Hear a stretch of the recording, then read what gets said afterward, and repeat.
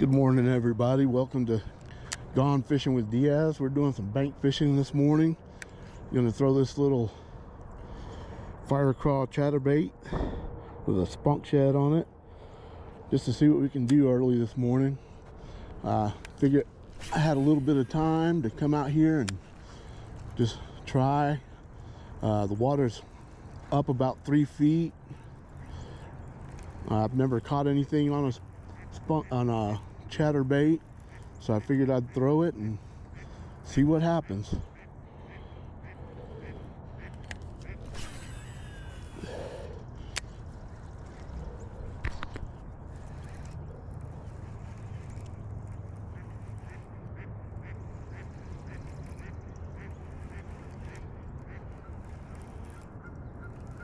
The water's not quite as stained as I thought it would be. Not quite as stained as I thought it would be.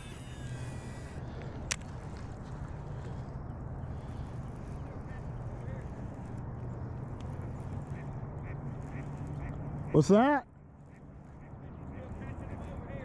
Nah, not lately. Who is that? You don't know me, I just hollered at you when I was fishing. Oh, okay. You catching them this morning? Man, I'm just killing time. A buddy of mine, I'm taking fishing. It's late. Yeah, me too, man. I got my boat getting some work on, and I just thought I'd come wet a line. Said they were back shallow again. Yeah, I'm thinking with this warmer weather today, they'll move up. Yeah.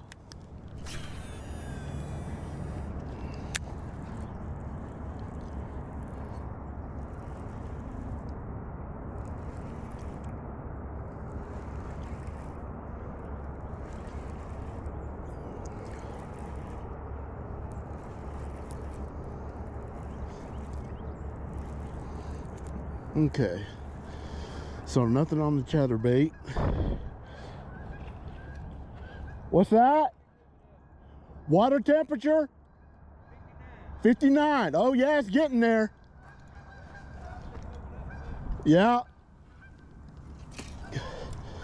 So we're gonna try the A-rig. I've been having a lot of success with the A-rig. Local fisherman that seen me out here several times was nice enough to say some words there and let me know the water temperature. The water temperature is 69 degrees and or 59 degrees. It's getting close to the spawn.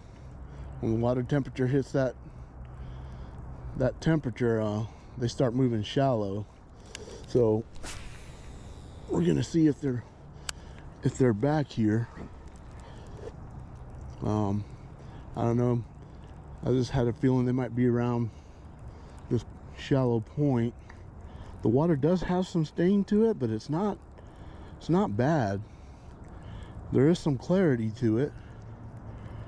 So I'm just gonna throw this A-rig around, see if we can't get a bite.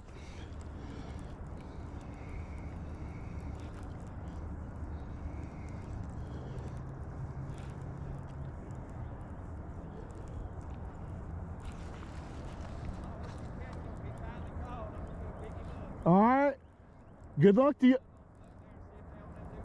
All right, good luck to y'all. Thank you.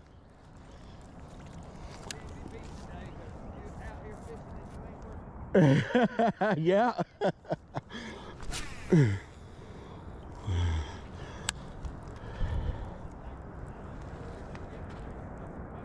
Yeah. Oh, okay. Have a good one. We're just gonna see if they're in here anywhere. The water, oh, got one right here at the bank. Got one. All right, they're real shallow. Yeah. That's a spot. Yeah, spot. Yeah, I hear you. All right. All right. So we caught one on the A-rig. I don't know if you can see that there. It's about a pound and a half. I'm gonna take a little picture here.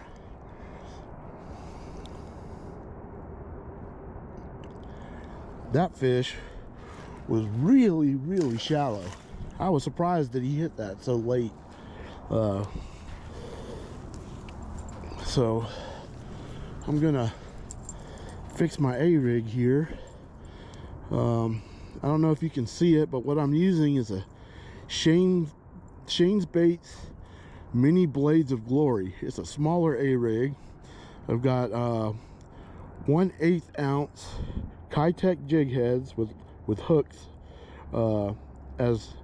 and then also I've got these little 3-inch Kitech Easy Shiners in threadfin shad, and that's what they're biting on this morning.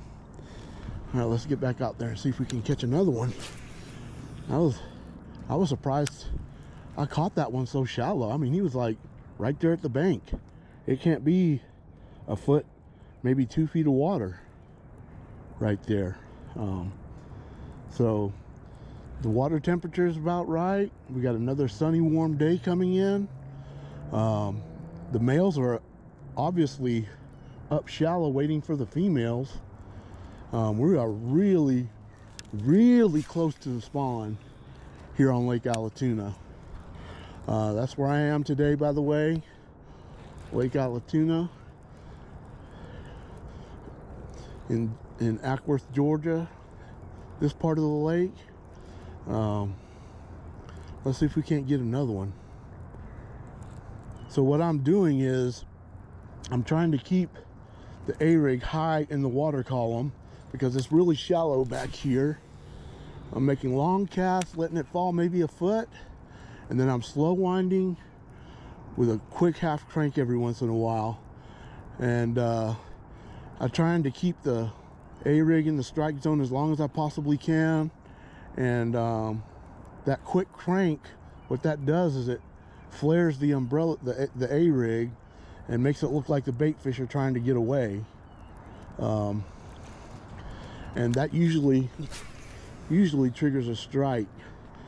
I'm using a 7'3" heavy rod by Lip Thrashin Lures.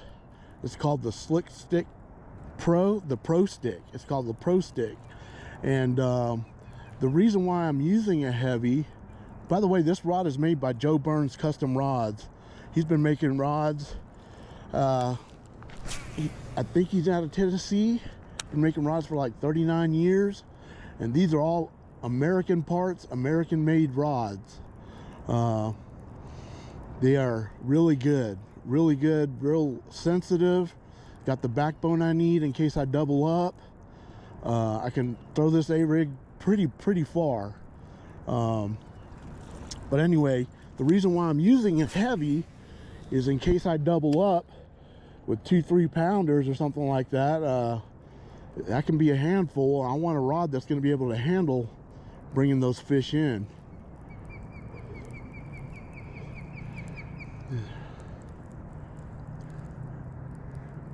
Yeah, you can see the wake I'm making right there.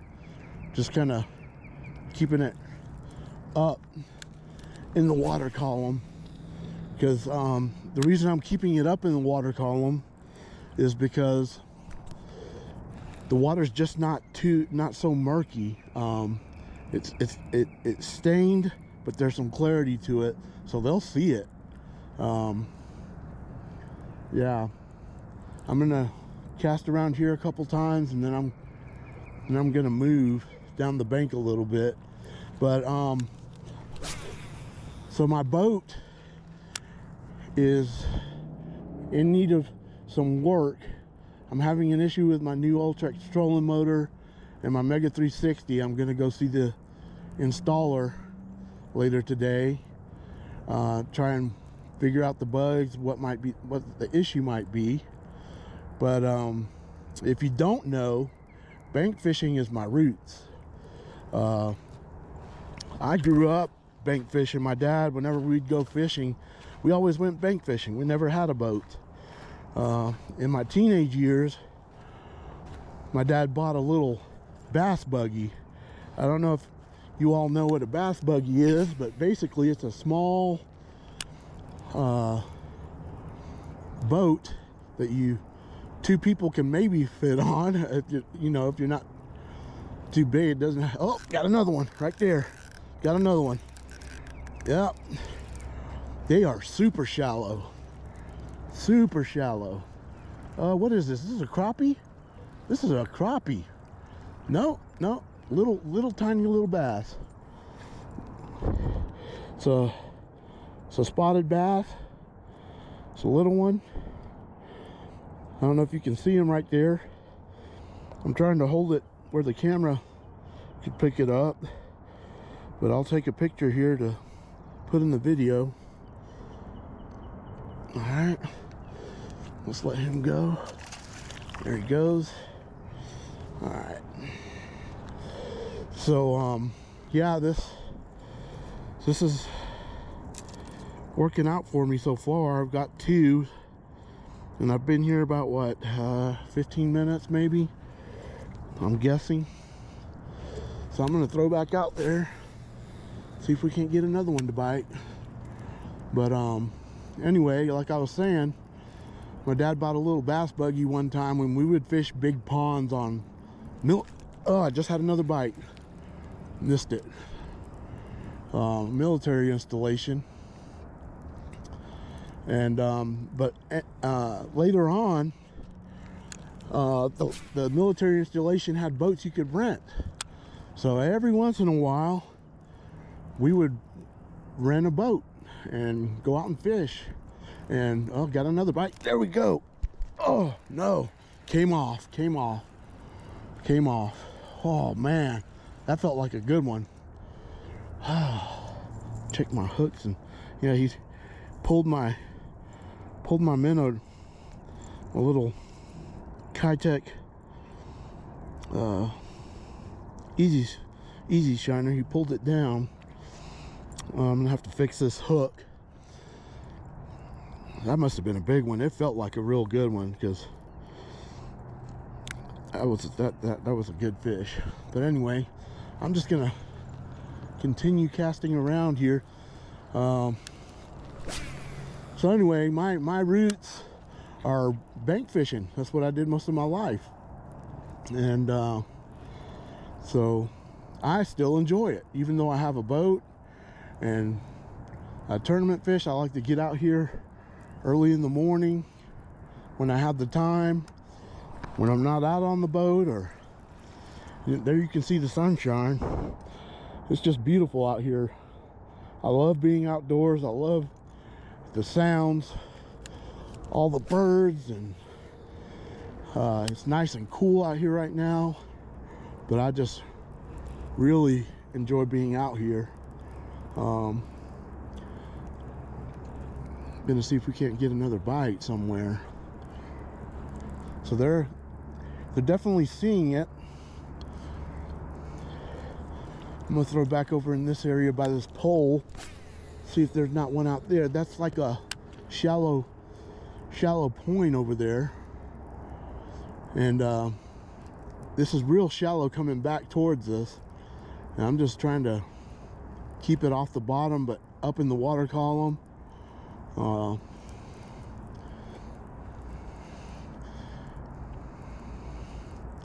The sun is coming up, so that can be helpful, because it starts to warm these banks up, and the fish, 1 degree can make a difference, and they'll start moving up shallow.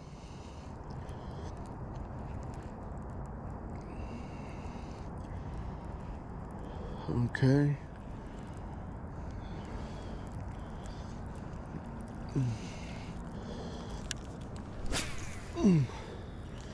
But if you ever think you can't fish on Lake Allatoona from the bank and not catch fish, you're in for a surprise. This fishery has, oh, I got a bite right there. Oh man, that felt good. This fishery has really turned around with the introduction of blueback herring. Tournament wise, you're starting to see bigger bags. Largemouths are making a comeback. The spots are getting big. All the fish are benefiting from these blueback herring being in this lake. I'm just gonna fan cast from here, see if I can't get a bite.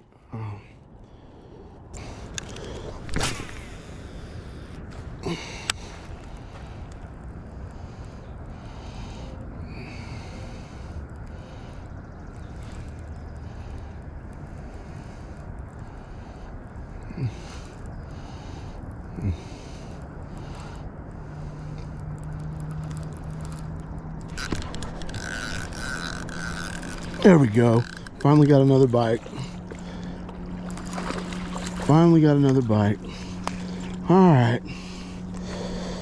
Finally got another bite. It's been a while since I got my last bite, but you know, another little 1 pound fish. But hey, I'll take it. I'll take it all day long. All right, so that concludes our little bank fishing trip this morning.